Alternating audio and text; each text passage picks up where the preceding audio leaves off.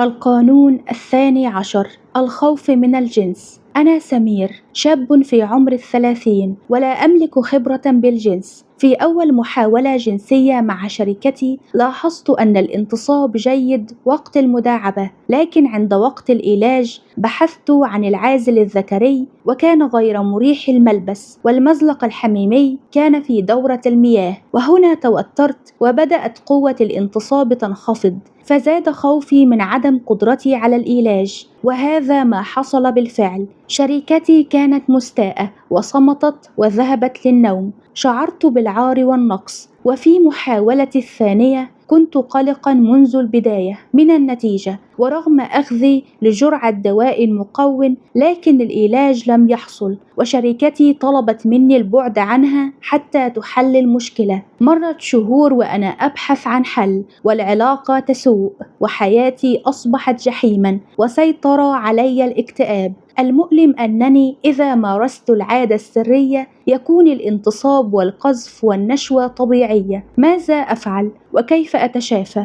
انخفاض الإدراك الجنسي. كلما قلت تجارب الإنسان الجنسية وثقافته بالأمر، وجدته لا يعرف التعامل مع نفسه أو مع الشريك في هذا الجانب، وستجده يفسر الأمر بطريقة خاطئة منفصلة عن واقع ما حصل. قد يفسر هذا الشخص ما يحصل على أنه يملك ضعفا جنسيا يجب أن يحله بأسرع وقت، وتجده يتنقل بين الأطباء باحثا عن إجابة. ربما يعتقد أن لديه مشكلة عضوية في الانتصاب، أو أنه ذو جسد معتل. يساهم في انخفاض الإدراك الجنسي في الوطن العربي الموروثات الفكرية التي تربط الحديث عن الجنس بالعار والخطأ والعيب، إضافة إلى عدم تثقيف الأطفال جنسيًا ومنع الاختلاط بالجنس الآخر والكبت الجنسي، مما يؤدي إلى استمداد الثقافة الجنسية من قبل الأفلام الإباحية أو تجارب الأصحاب المقربين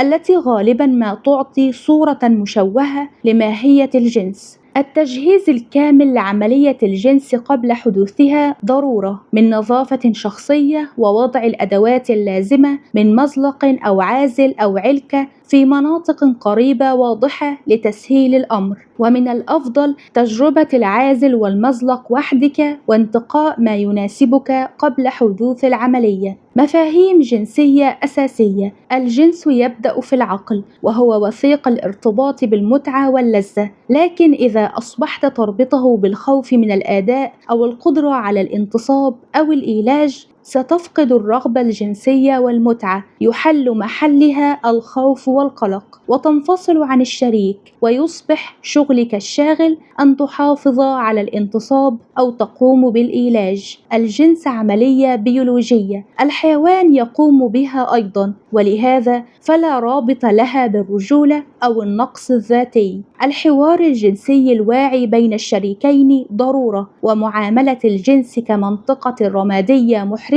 لا يتم الحديث عنها بوضوح ستحدث نتائج كارثية على المدى البعيد في العلاقة بين الشريكين، حتى على المستوى العاطفي. بعد كل عملية جنسية يدور حوار مع الشريك عما يعجبك ليزيد منه، وما لا يعجبك ليتجنبه، كما أن للشريك دورا مهما جدا حينما تعاني أي خلل جنسي، فدعمه لك وإشعارك بالتقبل وعدم وضع ضغوط عليك لحل المشكلة بأسرع وقت سيكون مفتاحا جوهريا للعلاج. دورك في مصارحة الشريك بالأمر بدل الصمت والابتعاد، وتوضيح أنك ستبحث عن علاج وتبذل مجهودا واقعيا سيساهم في تخفيف وطأة ما يحدث عليه وتقبله لك، ولن يأخذ الأمر بشكل شخصي. التحليل والتشخيص. عدم الاستعداد الكافي للجنس وانخفاض الإدراك الجنسي وعقدة النقص جعل سمير يتوتر في لحظة العلاج ويشعر بخوف. ماذا لو لم أكن قادرا على العلاج؟ كيف ستراني شريكتي؟ مما أدى إلى ضعف الانتصاب في هذه اللحظة. شريكته أشعرته بعدم التقبل لما حدث وطلبت البعد عنه، وهذا ساهم في تعزيز عقدة النقص في داخله. عاش في دائرة وسواس قهري فكري، في بحث مستمر بين الأطباء وفي الإنترنت عن علاج لهذه المشكلة التي أصبح يعتقد أنها أمر عضال لا حل له، نظرًا إلى أن العلاجات الطبية لم تنفع معه. الوسواس الفكري جعله ينفصل عن الواقع ويركز فقط في أن لديه مشكلة، ويعيش في شلل التحليل وبحر من الأفكار التي جعلته لا يكترث في عمله أو علاقاته، وبدأ يتأثر يومه وسيطر عليه الاكتئاب. فوبيا العلاج ارتبطت بوسواس قهري فكري بكونه يعاني خللا جنسيا. العلاج: الوعي بالوسواس هو نصف الحل. طبيا لا توجد مشكلة عضوية إذا كان الانتصاب والقذف يحصلان خارج إطار العملية الجنسية مع الشريك، أي عند ممارسته مع نفسه. إذا صاحب الخوف الجنس، فكر أولاً وثانياً وثالثاً في وجود مشكلة نفسية. حتى لو كانت هناك مشكلة عضوية فسيكون تأثيرها جزئياً مقارنة بالتأثير النفسي. الحبوب المقوية لا تفعل الرغبة الجنسية، بل فقط تزيد من ضخ الدماء في العضو الذكري، ولهذا قد لا تكون حلاً لهذه المشكلة، لكن مسكن للمخاوف النفسية لا أكثر. كن حذراً في مثل هذه الحالة من علاج الاكتئاب أو الوسواس ببعض مضادات الاكتئاب التي تؤثر في الجنس تأثيراً سلبياً. الحل للوسواس الفكري ليس بالدواء، فهو فقط عامل مساعد قد يستخدم لتسهيل العلاج الحقيقي الذي ينقسم لشق سلوكي وشق تحليلي. سلوكياً: التأسيس بمفاهيم الجنس وكيفية الممارسة وبناء رابطة عاطفية. أخذ موقف مع الشريك الذي يشعرك بعدم التقبل بدل محاولة إرضائه، والوضوح بحدود شخصيتك.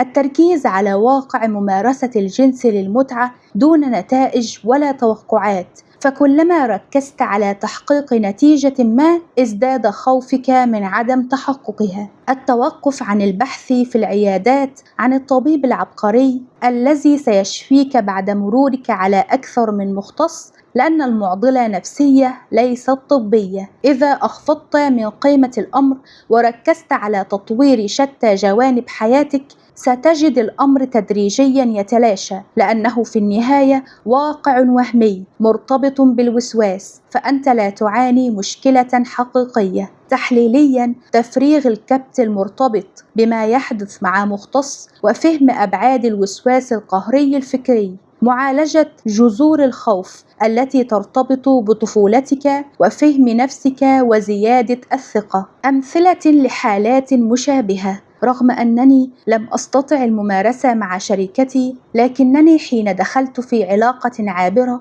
غير ارتباطية كان الجنس طبيعيا. في العلاقة الارتباطية ترتبط مخاوفك من الآداء وشعور العار مع شريكك مع إحساس بإلزامية كلما كنت معه بأن يحدث الجنس، وهذا سيجعلك تحت ضغط نفسي. لكن ممارسته العابرة لا تضعه تحت أي توقعات أو مخاوف، لأنه غير مكترث بصورته أمام الآخر. ارتباط شعور الإلزامية بالجنس يفقد الجنس شغفه، لأنه يتحول من متعة وليدة اللحظة إلى واجب يجب فعله. للأسف نعيش في مجتمع يطلق على الجنس كلمات مثل الحقوق والواجبات، ولهذا ليس من الغريب وجود خلل عميق في المؤسسة الزوجية لدينا. بعد ملاحظة الخلل الجنسي عند شريكي لم أقل شيئا لكي أراعيه، لكنه أصبح يتجنب الجنس جملة وتفصيلا لأشهر. أصبحت أشعر بالنقص، وأصبح هو غاضبا كلما قابلني، وإذا لمحت بأنني أرغب به جنسيا يرد علي: هل هذا همك الوحيد بالحياة؟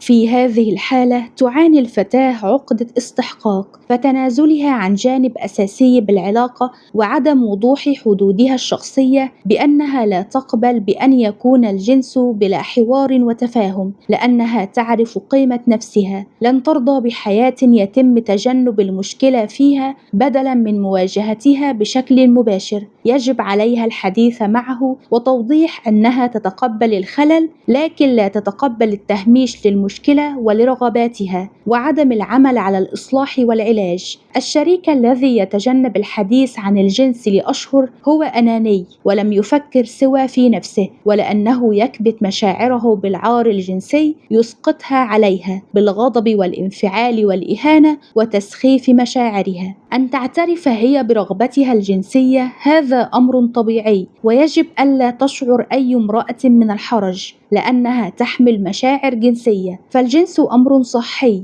خصوصا إذا مورس بالأسلوب الذي يشعرها بالرضا والاكتفاء. شريكتي تحدثت إلى أسرتها عن المشكلة وأصرت على الإنجاب بأسرع وقت، مما أدى إلى حاجتي إلى الشفاء السريع. مشكلة الوسواس الفكري ستزداد سوءًا إذا كنت تحت ضغوطات، فلحل المشكلة تحتاج إلى الصبر وألا تتعلق بنتيجة العلاج لكي لا يحول عقلك الجنس من متعة إلى خوف. فكيف يا ترى ستحل الأمر بالاستعجال؟ العجلة هنا ستؤخر العلاج، لأنك تعترف بأنك لن تكترث بالمتعة الجنسية بقدر اكتراثك بالانتصاب أو الإيلاج. الخلل الجنسي يؤدي إلى خلل في الرابطة العاطفية، ولا يمكن إنجاب طفل في علاقة معتلة وإلا ستظلمه. يجب علاج المشكلة أولاً. إدخال الأسرة في الأمر سيجعلك محرجاً دائماً وقد تشعر بالنقص، ولهذا كل ما يخص الجنس من الخطر جداً أن يصل إلى أي شخص غير مختص. انفصلت عن شريكتي بسبب هذا الخلل الجنسي الذي يعتريني، وأصبحت مدمناً للأفلام لأنني لست مؤهلاً للارتباط، وكلما تحدثت مع فتاة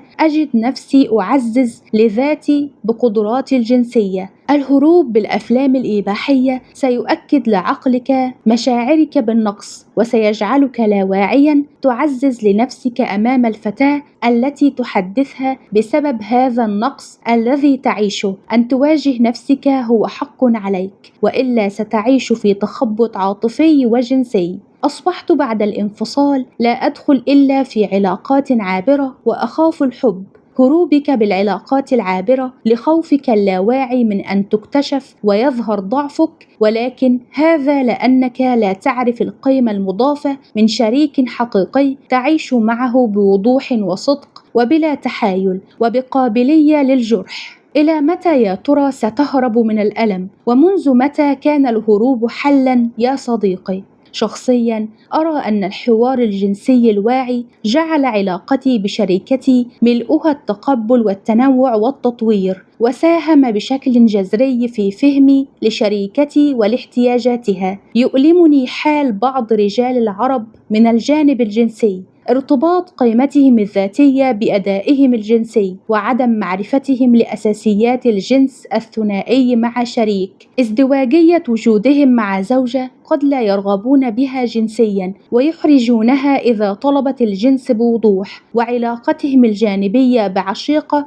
تمارس الجنس بشتى الصور والأنماط الجريئة التي كان يدعي أنه يرفضها من شريكته. إدمان الأفلام وما صاحبه من عقدة شكل وتفحص غريزي وأنماط سلوكية غير سوية بالجنس وتوقعات غير واقعية عن الجنس، كلها أمور تساهم في صراع نفسي عميق في الرجل العربي الذي للأسف أصبحت رجولته بدل أن ترتبط بصلابته النفسية وأخلاقه صارت تستمد من قوته الجنسية كما تم إقناعه وبرمجته. القانون: الخوف هو العدو الأول للمتعة الجنسية، وإن انسقت للخوف ستجد حياتك الجنسية في تقهقر، والوعي في أساسيات الجنس وانتقاء شريك يتقبلك هو سلاحك للخلاص.